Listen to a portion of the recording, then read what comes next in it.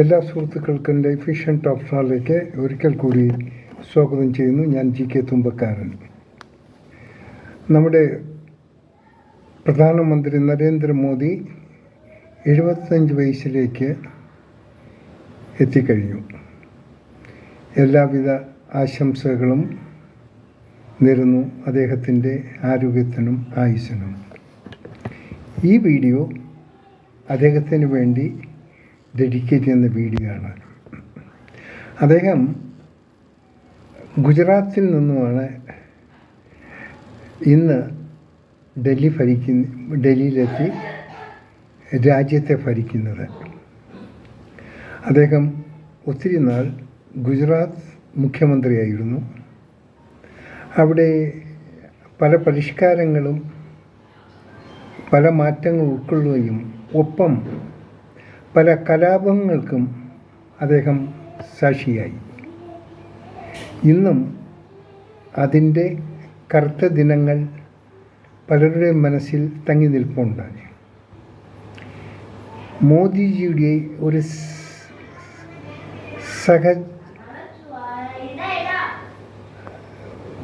സഹായിയായിരുന്നു ശ്രീ അമിത് ഷാ.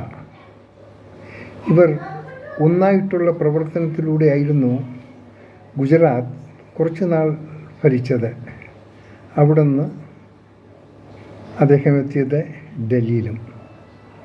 ഇപ്പോൾ BJPയുടെ BJPയുടെ നേതാവായി രാജ്യത്തിൻ്റെ പ്രധാനമന്ത്രി പദം അലങ്കരിക്കുന്നു. ഇദ്ദേഹത്തിനോട് പറയാൻ എനിക്ക് ഒന്നേ ഉള്ളൂ, നേട്ടങ്ങൾ പലതും രാജ്യത്തിനൂടെ ചെയ്തെങ്കിലും കോട്ടങ്ങൾ അതിലുപരിയും ചെയ്തിട്ടുണ്ട്. അത് ഓരോന്നായിട്ട് എണ്ണി പറയാൻ ഞാൻ ആഗ്രഹിക്കുന്നില്ല. അതിന് യോജിച്ച സമയവുമല്ല. എനിക്ക് ഇദ്ദേഹത്തിൻ്റെ പിറന്നാളിന് പറയാനുള്ള ഒന്നേ ഉള്ളൂ, ഇന്ത്യയെ ഒരു കണ്ണുകൊണ്ട് കാണാൻ ശ്രമിക്കുക. അവിടെ പക്ഷാപാതമോ മതമോ ജാതിക്കോ ഒരു സ്ഥാനമില്ല. ഒരു പ്രധാനമന്ത്രി എന്ന തരത്തിൽ എല്ലാവരെയും ഒരുപോലെ കാണാൻ ശ്രമിക്കുക. ഭരണപക്ഷത്തെ താങ്ങി നിർത്തുകയും പ്രതിപക്ഷത്തെ ശത്രു മനോഭാവത്തോടുകൂടി കാണുകയും ചെയ്യുന്ന ഒരു പ്രക്രിയയാണ് പ്രധാനമന്ത്രിയിൽ ഈ നാൾ വരെ കിട്ടിക്കൊണ്ടിരിക്കുന്നത്.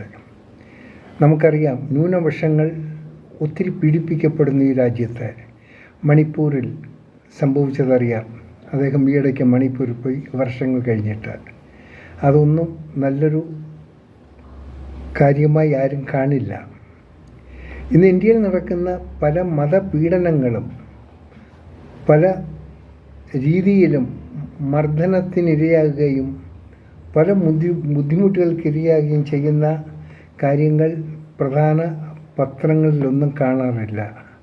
എങ്കിൽ തന്നെയും ഈ സോഷ്യൽ മീഡിയ പ്ലാറ്റ്ഫോമിൽ കൂടിയാണ് യാഥാർത്ഥ്യങ്ങളെ മനുഷ്യൻ അറിയാൻ സാധിക്കുന്നത്. അതിലും ഏറ്റവും പ്രധാനമായിട്ടുള്ളത്, ഇന്ത്യൻസ് അറിയുന്നതിന് മുമ്പെക്കാലം പുറം രാജ്യങ്ങളിലുള്ളവർ ഇവിടുത്തെ മതപീഡനത്തെക്കുറിച്ചൊക്കെ പറയുന്നുണ്ട്.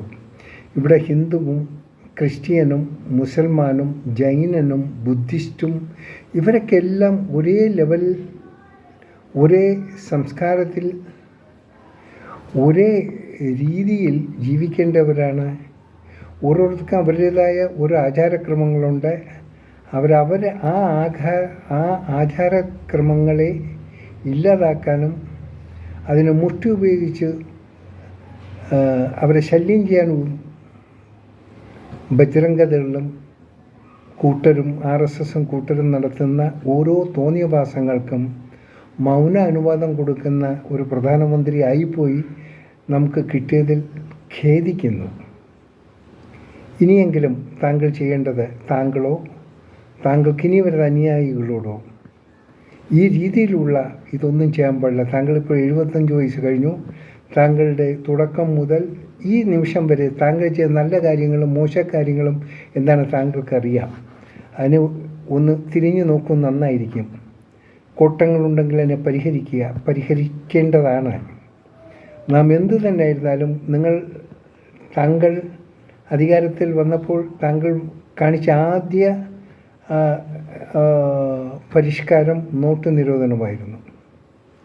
അന്നത്തെ ഗവർണർ മിസ്റ്റർ രാജൻ ആ പോളിസിനോട് അതൃപ്തി പ്രകടിപ്പിച്ചു. അദ്ദേഹം പിന്നെ ആ സ്ഥാനത്ത് വലിയ നാൾ ഉണ്ടായിരുന്നില്ല.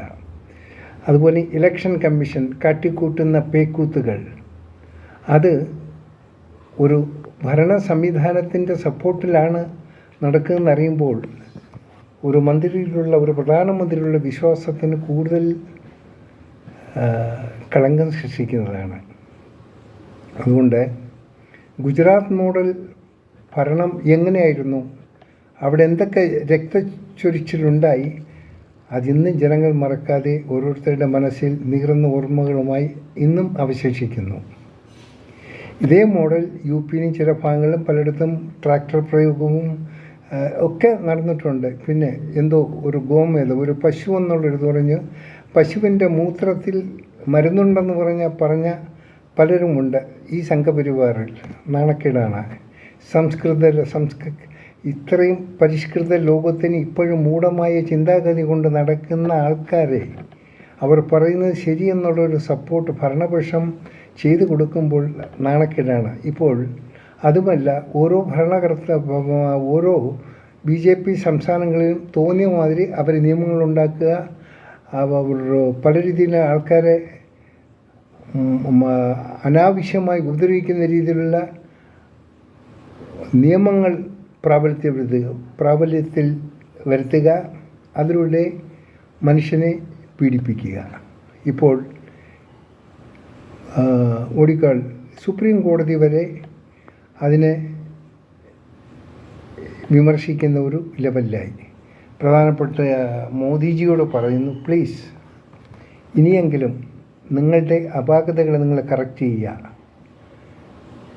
ഈ പ്രസംഗത്തിലൂടെയും നാക്കിലും കൂടെയും മാത്രം പോരാ, പ്രവൃത്തിയിൽ കൂടി കാര്യങ്ങൾ അറിഞ്ഞിരിക്കുക. നിങ്ങളുടെ ഗുജറാത്ത് സുഹൃത്തുക്കളുണ്ട്, വലിയ കോപ്പറേറ്റീവുകളുണ്ട്. അവർക്ക് വേണ്ടി നിങ്ങൾ ചെയ്യുന്ന സഹായം ഏത് കുഞ്ഞുങ്ങൾക്കും അറിയാം. ഏറ്റവും കൂടുതൽ നിങ്ങൾ അവരെ സഹായിക്കുന്നുണ്ട്, സഹായിച്ചോളൂ. അതൊരു എന്തായാലും നാട്ടിനുള്ള സ്നേഹം താങ്കൾ കാണിക്കണം, അതിന് തെറ്റ് പറയുന്നില്ല. റഷ്യയിൽ നിന്ന് നിങ്ങൾ ഏറ്റവും കുറഞ്ഞ വിലയ്ക്ക് എണ്ണ വാങ്ങി മറ്റു ഭാഗത്ത് വിൽക്കാനുള്ള സൗകര്യം ആരാജ്യം നിങ്ങളല്ല. നിങ്ങളുടെ തണലിൽ ഉള്ള കോപ്പറേറ്റീവുകളെ വിപണനം നടത്തുമ്പോൾ ഇന്ത്യൻസിന് എന്താ കിട്ടുന്നത്? ഒന്നുമില്ല. അവർക്ക് കൂടിയ നിരക്കിലുള്ള എണ്ണയും ഡീസലും ഗ്യാസും ഒക്കെ തന്നെയാണ് കിട്ടുന്നത്. അതിൽ വലിയ മാറ്റങ്ങളൊന്നുമില്ല. ഈ ഇലക്ഷൻ വരുമ്പോൾ എന്തെങ്കിലും വല്ല ഗിമിക്സും പറഞ്ഞ് കുറച്ച് ആഷ് പൂഷ് സംസാരിച്ചുകൊണ്ടൊന്നും കാര്യമില്ല. പിന്നെ നിങ്ങൾക്ക് ആവശ്യം ഇന്ത്യയിൽ ഏറ്റവും വിദ്യാഭ്യാസമില്ലാത്ത ഒരു ജനതയാണ് നിങ്ങൾ ആഗ്രഹിക്കുന്നത്. രാമൻ്റെയും ശ്രീരാമൻ്റെയും ഇതൊക്കെ പേര് പറഞ്ഞ് നിങ്ങൾ മനുഷ്യനെ ഒരു ലെവലിൽ നിന്ന് അതിൻ്റെ മുകളിലേക്ക് ഉയരാൻ അനുവദിക്കാത്ത ഒരു സാഹചര്യമാണ് പ്രധാനമന്ത്രി രൂപം കൊടുത്തിരിക്കുന്ന ഒരു ഭരണം. ദുഃഖമുണ്ട്. ഇങ്ങനെയൊക്കെ ഇതൊരു വിമർശനമല്ല, ഇത് സത്യസന്ധമായ കാര്യങ്ങളാണ് പറയുന്നത്. താങ്കൾ അടുത്ത ജന്മദിനത്തിലെങ്കിലും ഇതിനൊക്കെ ഒന്ന് റീതിങ്ക് ചെയ്ത് ഒരു മാറ്റം വരുത്താൻ ശ്രമിച്ചാലും. വീഡിയോ ഇഷ്ടപ്പെട്ടാൽ എല്ലാവരിലേക്കും ഒന്ന് ഷെയർ ചെയ്യുക, ഒപ്പം സബ്സ്ക്രൈബ് ചെയ്യാനും മറക്കാതിരിക്കുക. കാണാം വീണ്ടും മറ്റൊരു വീഡിയോയിലൂടെ. Thank you.